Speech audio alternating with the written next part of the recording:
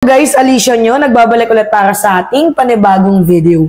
So mga minamahal, mukhang tuluyan na nga atang kumalas itong si Bam Aquino dito sa Liberals Party. At alam ninyo mga minamahal, may umuugong na balita na itong si Bam Aquino di umano ay tinraidor daw po itong kanyang grupong Liberals Party at mismo si Leni Robredo. May katotohanan kaya yun mga minamahal? Kayo nga sa tingin ninyo, traidor ba itong si Bam Aquino or gumagamit siya ng tinatawag na estratehiya? Do you think na yung ginagawa ngayon ni Bam Aquino is strategy? Or talaga nga namang kumalas na siya sa Liberals Party? Kasi kung ako yung tatanungin, hindi na natin masasabing estratehiya ang ginagawa ni Bam, lalo pat inindurso na, mga minamahal, ng Iglesia ni Cristo, ng INC, itong si Bam Aquino. Di ba hindi mo na pwedeng sabing estratehiya yan, lalo pat kapag ikaw ay nailagay sa sample ballot, ibig sabihin nun mga minamahal, meron na kayong deal. Meron na kayong napag-usapan. Parang ganun yung aking pananaw dyan. Di ba? At yung pinakamasakit dito, tumatakbo kang senador. Dapat maging fair ka. Di ba? Maging fair ka sa mga desisyon na gagawin mo. Di ba? Lalo pat dito sa issue ng impeachment. Paano na yan? Dito ka. Napapabilong sa grupo ng mga Duterte na yung kanilang ginagawa. Di ba? Pansinin ninyo mga minamahal, na yung kanilang ginagawa hindi naman maganda. Diba? Tapos yung mga senador, hindi pa nga na ilalagay sa kanila or hindi pa nga napaparating sa kanila yung article of impeachment noon, meron na silang judgment. Ang kailangan natin sa mga senador, mga minamahal, is yung fair. At hindi dapat ginagawang maliit na issue lamang yung impeachment. Dahil kung ako yung tatanungin, kinabukasan ng ating bansa, ang nakasalalay dyan, mga minamahal, yung issue ng impeachment na yan, lantarang pagnanakaw yan. Lantarang pagtataksil sa kaban ng bayan, sa mamamayang Pilipino. So, hindi pwede, mga minamahal, na ipagsawalang bahala yan. Kagaya ng sinabi noon ni Bam Aquino, di ba? Na hindi naman daw po issue sa mga kababayan ng impeachment. Paanong hindi naging issue yung issue ng impeachment, madaming mamamayang Pilipino ang kino-call out itong si VP Sara Duterte. Hindi siya magiging issue kung hindi siya kino-call out. Kaso kinol out itong si VP Sara Duterte sa lantarang pagnanakaw sa kaban ng bayan. Diba nagigets ninyo mga minamahal? Tapos ngayon, it's quite annoying lang na makita natin na itong si Bam Aquino ay inindurso na nga ng Iglesia ni Cristo. So makikita nyo tong post, ni Juan Luna Vlog. INC sample ballot is out. Surprisingly, Bam Aquino is one of the endorsed candidate. Okay, may magko-comment. Strategy lang naman yan ni Bam. Tingnan nyo naman yung plataforma ni Bam Aquino. Diba? Education, ganyan, yung mga gamers, mga kabataan, ganyan. Okay, hindi po natin sinasawalang bahala yung platform ni Bam. Diba? Edukasyon para sa lahat. Hindi natin dinidiminish yan, mga minamahal. Pero mahalaga din yung usapin. Diba? Sa pera ng taong bayan. Mahalaga yung issue sa impeachment.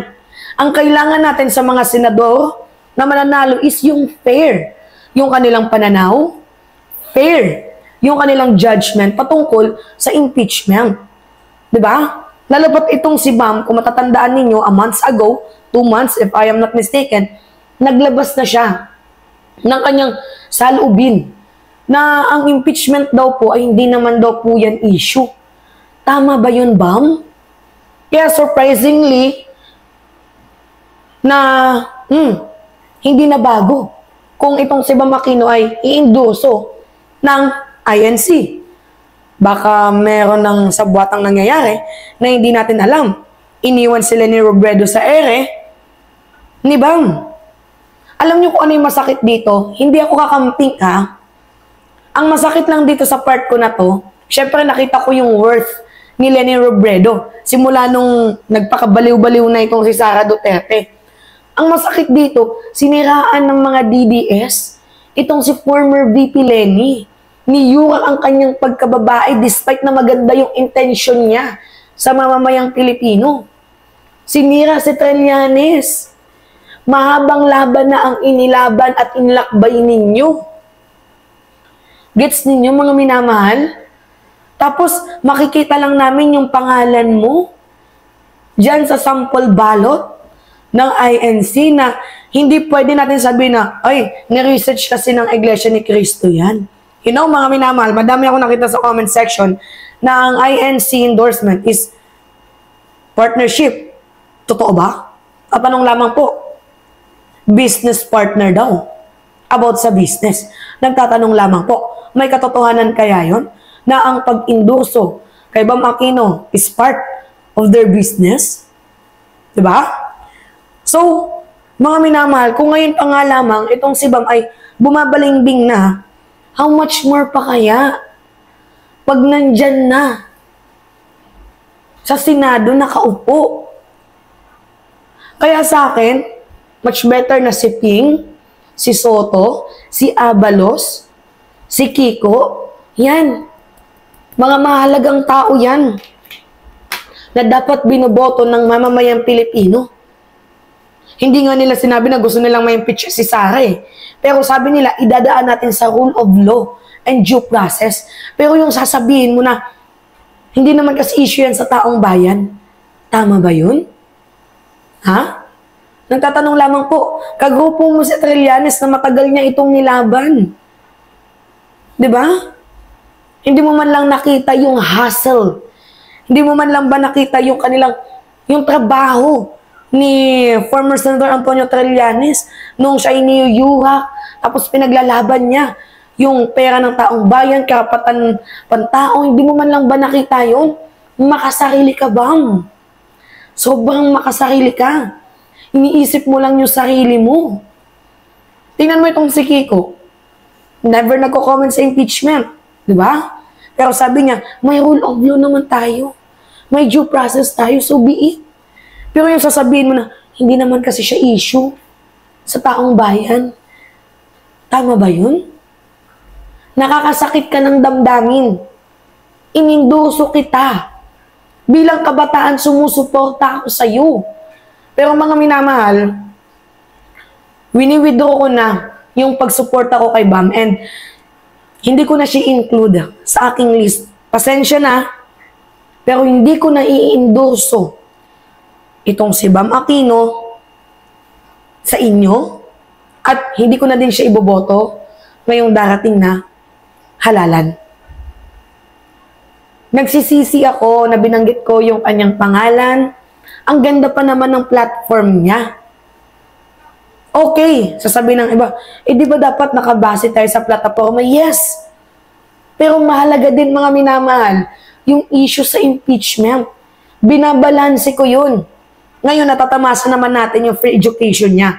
And I think, tama na yun. Malaki na yung naging ambag mo and your name will be remarkable forever. Diba? Dahil sa'yo, nagkaroon ng free education ang mga estudyanteng katulad ko. Malaki yung utang na loob namin. Pero mas malaki ang magiging pinsala mo kung makakapasok ka sa Senado, tapos ikaw ay maka-Duterte. Mas malaking pinsala yun sa napakaraming Pilipino. Kaya mga minamahal, think 100 or 1,000 times bago nyo iboto si Bam. And hindi naman ako yung makakapag-decide kasi hindi ko naman makikita kayo habang nililista nyo si Bam, diba? Pero bilang kabataan na dati sumusuporta sa kanya, wini-withdraw ko po ang aking support. And I think hindi siya karapat-dapat na manalo bilang senador ng bansang Pilipinas. Yun lamang po yung akin mga minamahal. Pasensya na po, pasensya na. Ako po ay nagulat din sa pangyayaring ito. Binabawi ko po ang aking suporta at sana kayo din Pero nasa sa inyo din naman yan kung iboboto nyo siya or hindi. Pahalagahan natin ang mamamayang Pilipino. Sabi pa nga, mahalin natin ang ating bayan. So may papakita lang natin ang pagmamahal sa ating bayan kung tayo pa ay lumalaban sa mga corrupt na public official. Nagbo-voice out po tayo. Diba? Patungkol sa mga kabalbalang kanilang ginagawa. Yun lamang po. Ingat mga kababayan.